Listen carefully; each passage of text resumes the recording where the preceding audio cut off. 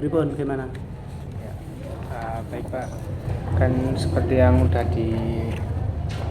dikatakan oleh Mbak Aisyah kan di sini mau wawancarai untuk tugas tentang manajemen Husmas. Oke. Untuk yang pertama, apa saja tugas dan program dari manajemen Husmas yang ada di SMA Negeri 1 Sawah ini Pak? Untuk tugas program manajemen humas yang ada di SMA Sewon itu diantaranya menjalin kerjasama dengan dinas instansi maupun swasta ya. Oke. Contohnya dengan Puskesmas terkait dengan Kesehatan. UKS itu UKS, ya oke. UKS, kemudian dengan dinas lingkungan hidup tentang sekolah adiwiyata ya. Kemudian dengan swasta diantaranya dengan PT Asuransi Bumida. PT Asuransi Bumida. PT Asuransi Bumida itu kita ikut yang premi 15.000 per tahun untuk satu siswa, guru dan karyawan. Itu memberikan jaminan jika ada siswa opnam di rumah sakit, kecelakaan, bahkan meninggal dunia, itu dapat asuransi. Kemudian dengan swasta yang lain itu dengan PT Yipu air minum ya, di depan kelas itu ada water air station ya, ada 4 ya.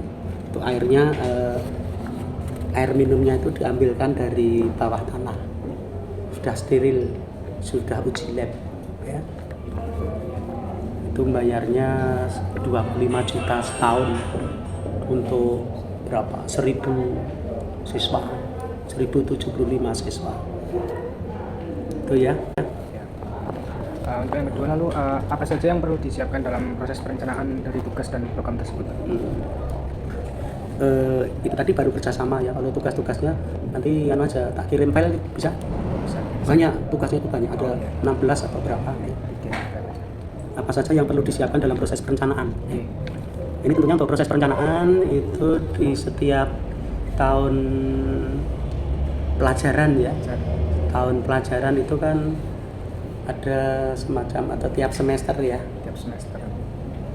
Ya maksudnya dalam 1 tahun pelajaran itu membuat ini rencana program dalam 1 tahun. Rencana program dalam 1 tahun. Kalau salah ada 16 itu 16. Kemudian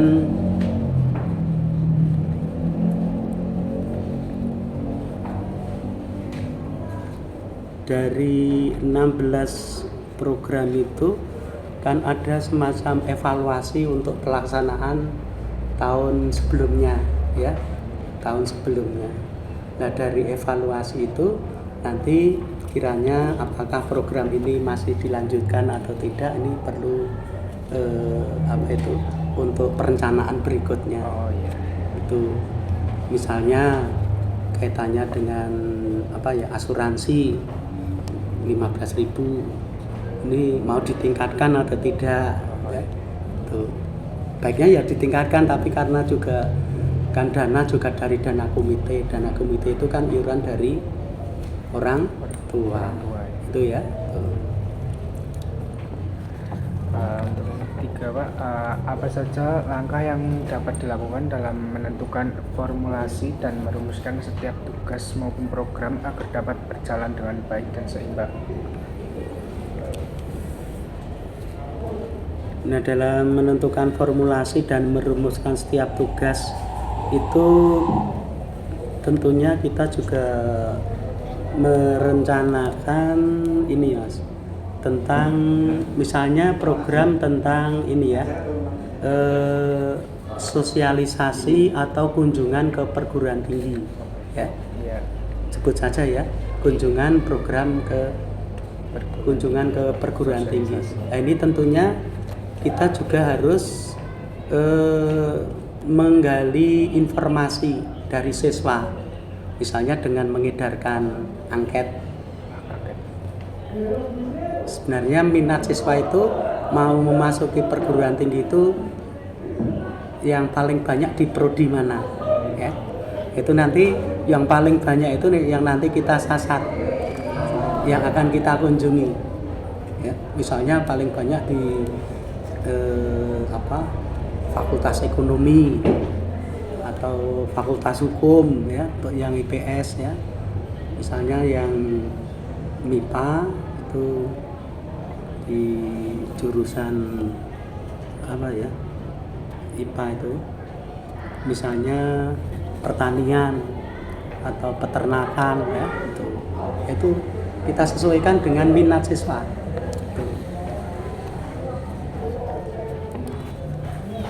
Untuk yang keempat, siapa saja yang bertugas dan bertanggung jawab dalam tugas maupun program tersebut?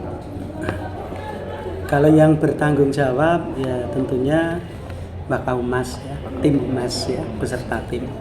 Tetapi di dalam setiap kegiatan itu tidak mungkin hanya kami berdua, ya, karena hanya Baka dan timnya kan Pak Suprah, ya.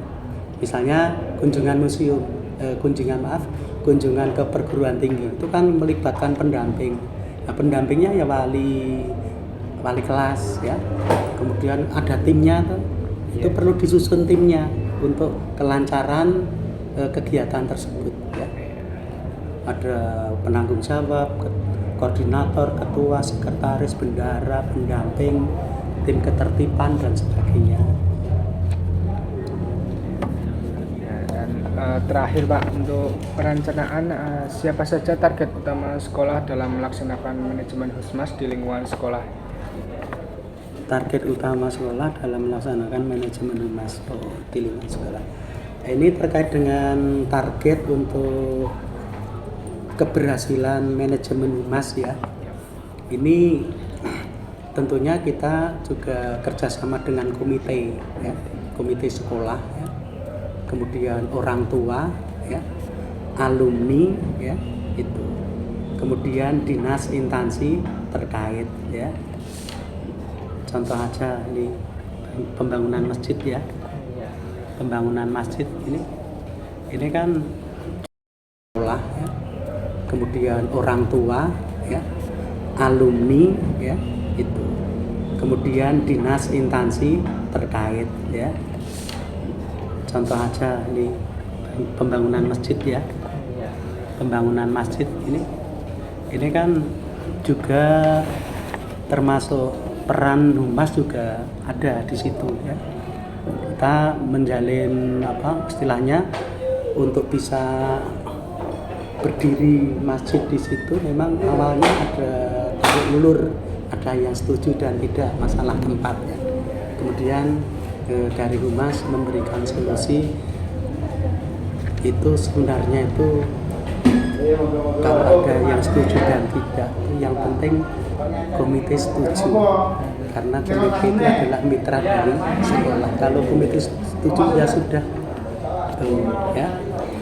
Terus yang lain terkait penggalangan dana, ya, kita menggandeng alumni, terus orang tua. Jadi setiap kali untuk pendanaan, ya, setiap kali penerimaan rapot semester, setiap kali penerimaan nilai mid semester itu disediakan kota infak. Nah, dan tempatnya kan di GOR, ada kelas 10, 2, 3, 4, 5, dibagi beberapa sesi itu, paling nggak 5 sesi, bisa 2 hari itu. Itu disediakan itu, kemudian yang among tamu atau petugas dari sekolah itu memberi informasi bahwa dibangun masjid, silakan Bapak Ibu kalau mau beramal jariah untuk memberikan infak terbaik, monggo untuk bisa dimasukkan di kota infak. Oke. Ini saya ada contoh program ya, nanti bisa dipelajari yang dulu saya kirim di SMA Banguntapan 2. Ini tak kirim aja. Nanti udah programnya ada di situ. Walaupun itu tahun 2021, tapi untuk tahun sekarang tidak jauh berbeda. Gitu ya. Sebentar tak carinya.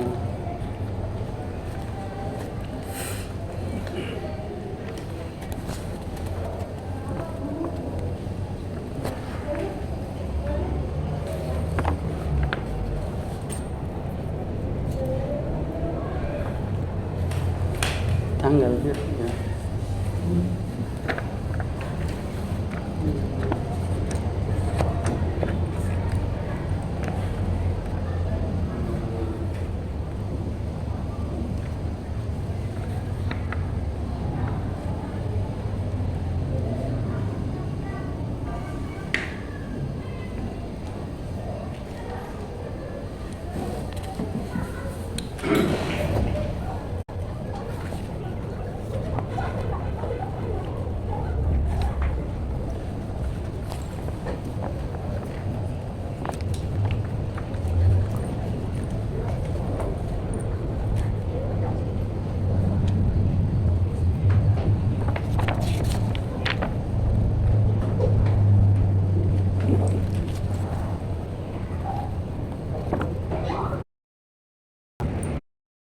Nomor jenengan WA saya nanti kita kirim.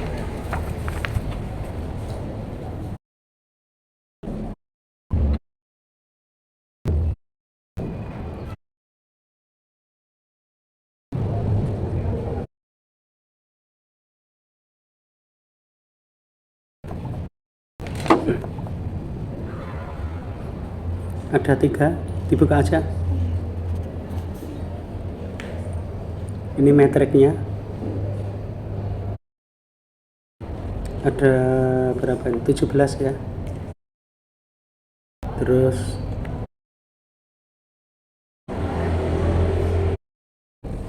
ini sudah ada semua di yang file Mas. File yang keterlaksanaan ini lah.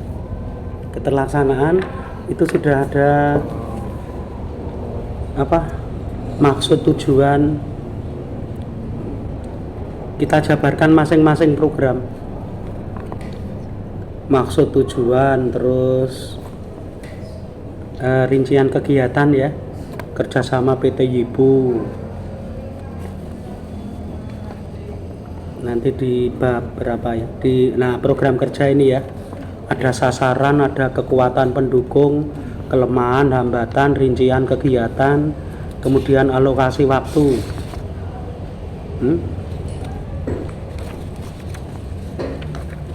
Monggo, mana lagi yang mau ditanyakan?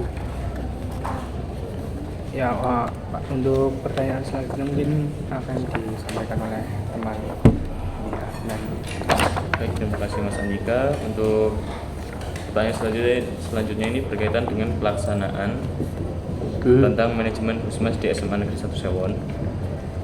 Untuk pertanyaan pertama, bagaimana sistem pembagian maupun pelaksanaan dari setiap tugas dan program yang ada pada manajemen Puskesmas di SMA Negeri 1 Sewon?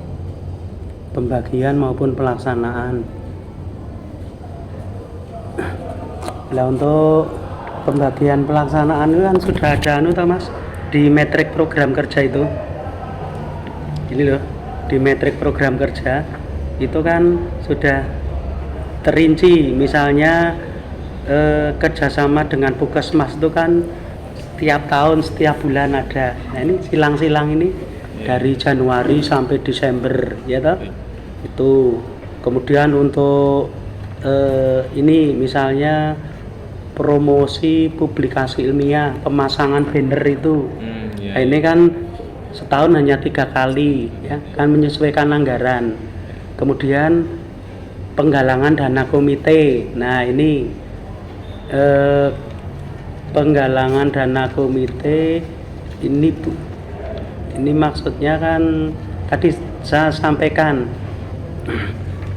sebenarnya setiap bulan ya, setiap bulan penggalangan dana komite itu, tapi kan efektifnya itu terus setiap kali orang tua mengambil rapot semester, rapot mid semester ya, kan ada semester 1 semester 2, berarti kan setahun sudah 4 kali.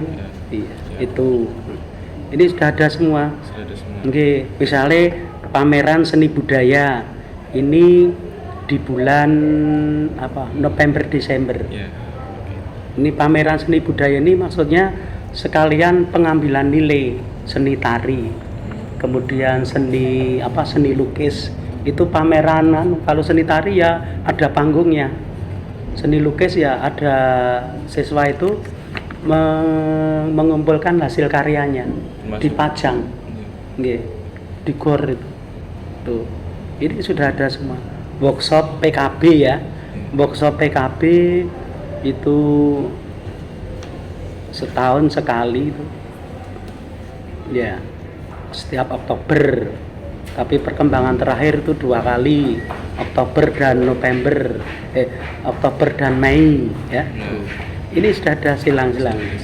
Terus untuk selanjutnya itu apa saja alat-alat komunikasi yang digunakan dalam menunjang pelaksanaan manajemen Husmas di SMA Negeri 1 Sewon? Alat komunikasi ya pada waktu briefing rapat dinas ya, tuh kita informasikan ya, kemudian melalui grup WhatsApp ya Pak, grup WhatsApp, kemudian melalui web sekolah dan sebagainya itu. Terus terima kasih. Ini untuk selanjutnya akan disampaikan oleh Mbak Aisyah. Untuk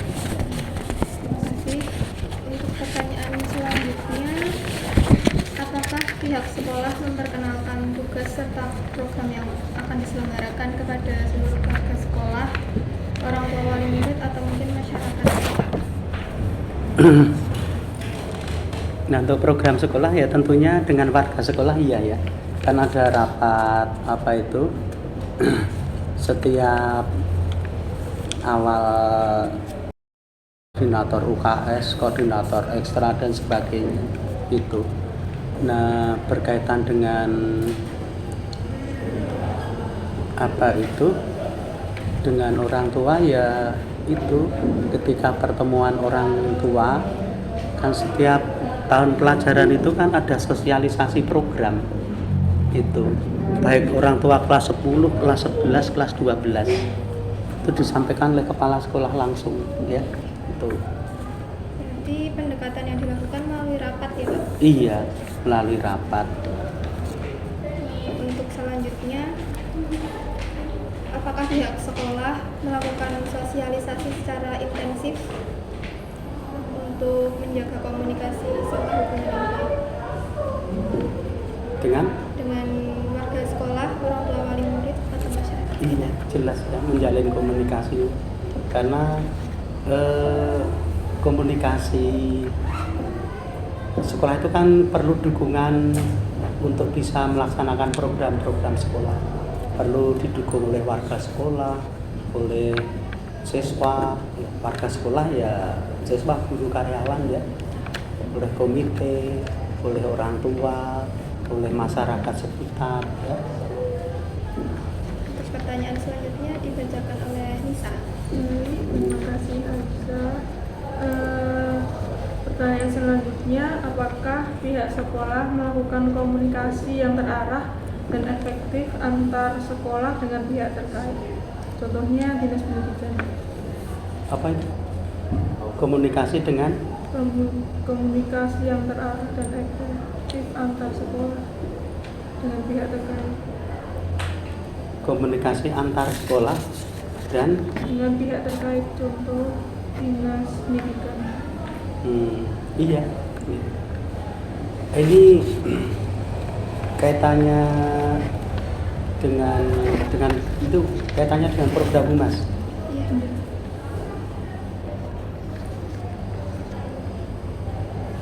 Jadi tetap komunikasi, kan ada forum ya, ada forum misalnya kaitannya dengan forum kan MKKS ya, ada MGMP. MKKS itu musyawarah kerja kepala sekolah ya. Misalnya tentang sumbangan ya, atau tentang itu rapat sosialisasi program, rapat tentang seragam gitu ya. Itu kan masing-masing kepala sekolah itu sudah saling komunikasi. Ini sumbangannya piro, sumbangan peningkatan mutu, untuk seragamnya bagaimana, sudah mengundang rapat atau belum gitu. Pertanyaan selanjutnya, apakah yang akan dilakukan pihak sekolah apabila terdapat perubahan tugas atau program secara tiba-tiba? Yang mana?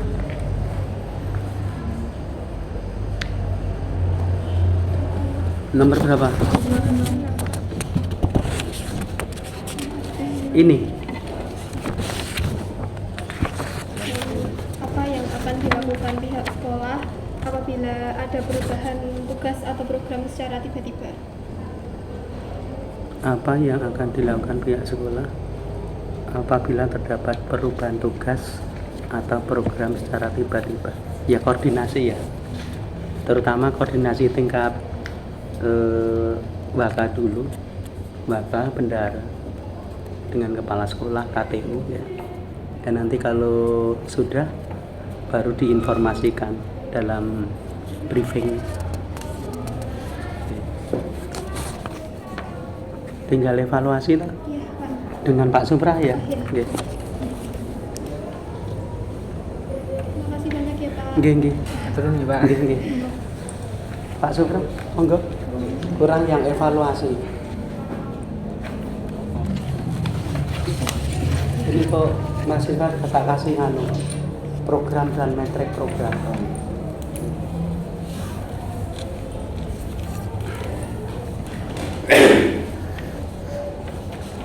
Yang nomor berapa? Di baliknya sudah.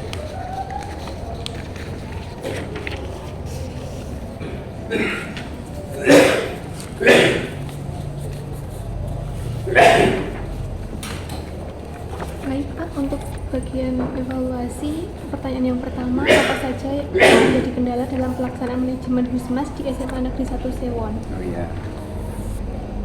Kendala untuk manajemen pelaksanaan manajemen kehumasan di SMA 1 Sewon ini adalah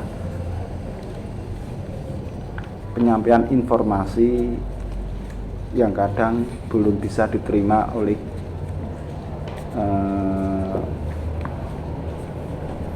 yang membutuhkan informasi. Jadi kadang masih ada miskomunikasi itu ya. Itu kendalanya di situ aja. Dan ini untuk manajemen adalah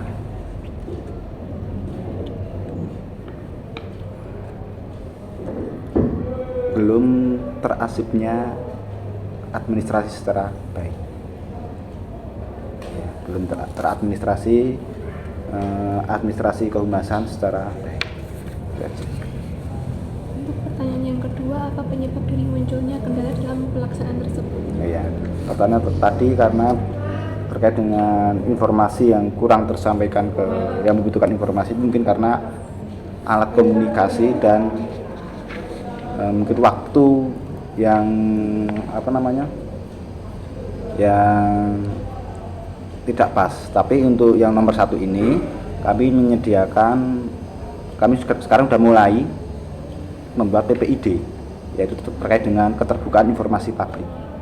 Kami akan standarnya akan menggunakan itu ya. Untuk kedua ya tadi adalah pelaksanaan administrasi, ini kami akan membuat sistem kontrol ya. Nanti kami akan pilih seandainya ada surat atau pihak luar, kami terima dulu, setelah itu kami arahkan atau kami tindak lanjuti sesuai dengan kepentingannya. Seandainya dengan bagian kurikulum kami arahkan kurikulum, atau terkait dengan siswa kami arahkan ke siswa, terkait dengan sarana prasarana kami sampaikan ke pihak Sarpras. Dan pada prinsipnya kami hanya menjembatani pihak-pihak yang perlu hubungan kerjasama dan komunikasi. Untuk pertanyaan yang ketiga, apa langkah pertama yang dilakukan oleh sekolah untuk mengatasi kendala yang terjadi? Pertama, kami membuat SOP yang terbaru, Mbak. Kami membuat SOP, ya. Ketika SOP itu bisa kami terima dengan baik, insya Allah semua akan berjalan dengan lancar. Kenapa terjadi timbul kendala-kendala, karena belum ada SOP yang standar. Dan sekarang ini baru akan kami segera rumuskan. Nah, misalkan terkait dengan orang yang memberikan informasi. Nah, informasi ada dua, ada informasi yang bisa disampaikan publik, ada informasi yang terkecualikan. Gitulah, informasi yang dikecualikan nanti kami tidak bisa memberikan informasi, Mbak. Walaupun kami badan publik, tapi ada informasi yang dikecualikan. Nah, kami baru akan menginventaris informasi-informasi apa yang bisa disampaikan, informasi mana yang tidak bisa disampaikan. Itu ya. Untuk pertanyaan yang keempat, bagaimana suatu tugas atau program dari manajemen Husmas di SMA Negeri 1 Sewon dikatakan berhasil? Oke, ini dikatakan berhasil ketika program itu kan sebelum ada, pertama kan kita penyusunan program dulu, setelah ada penyusunan program kemudian ada pelaksanaan, setelah ada evaluasi. Nah, ketika program itu sudah berjalan dengan sesuai dengan diprogramkan, maka dikatakan berhasil. Nah, bisa dikatakan berhasil ketika ada evaluasi, Mbak. Nah, nanti evaluasi hasilnya seperti apa. Nah, kalau hasilnya itu tadi disampaikan Pak Mahar tadi tidak sesuai program, berarti tidak lanjutnya apa? Mau diperbaiki atau dihilangkan? Karena ada dua kemungkinan program itu tidak berjalan. Ya, gitu. Untuk pertanyaan yang terakhir, apa saja timbal balik yang diterima oleh sekolah dari seluruh warga sekolah, orang tua atau wali murid, atau warga sekitar apabila tugas maupun program tersebut berhasil dilakukan dengan lancar? Oke. Apa timbal balik? Timbal balik diterima oleh sekolah, oleh warga sekolah maupun orang tua apabila program tersebut berjalan lancar, yaitu semua pihak akan terlayani dengan baik. Karena di sini adalah badan layanan. Prinsip kami adalah melayani. Apabila program itu berjalan dengan baik, berarti publik terlayani dengan baik. Gitu ya. Sudah selesai apalagi? Mungkin dari kami beberapa pertanyaan dan jawaban dari Pak Supra serta Pak Mahar sangat membantu. Kalau begitu kami izin pamit.